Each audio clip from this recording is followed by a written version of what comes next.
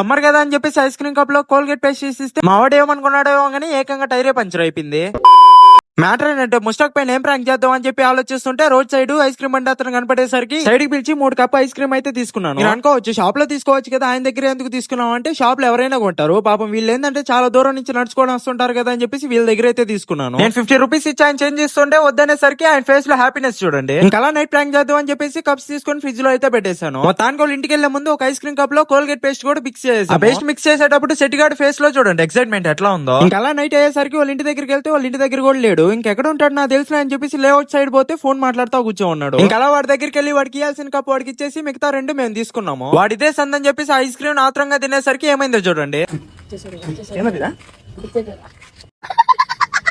ఇంకా అలా కాసేపు వాడితో ఆడుకుని కేఫ్ వెళ్దాం అని చెప్పి సగం దూరం వెళ్ళగానే ఏం తిట్టుకున్నాడేమో కానీ ఏకంగా టైరే పంచర్ అయిపోయింది. మీరు సిగ్గుపడకండి, చచ్చిపోవాలనిపిస్తుంది. ఇంకా అలా పంచర్ చేపించుకొని కేఫ్ వెళ్ళిన తర్వాత మళ్ళీ ఐస్ క్రీమ్ కావాలరా అంటే ఏమంటున్నాడు చూడండి. మొత్తానికి అలా జరిగింది ఈ రోజు. మీరు వెళ్తూ లైక్ కొట్టేసి ఇన్స్టాలో ఫాలో అయిపోండి, యూట్యూబ్ లో సబ్స్క్రైబ్ చేసుకోండి. ఉంటా మరి.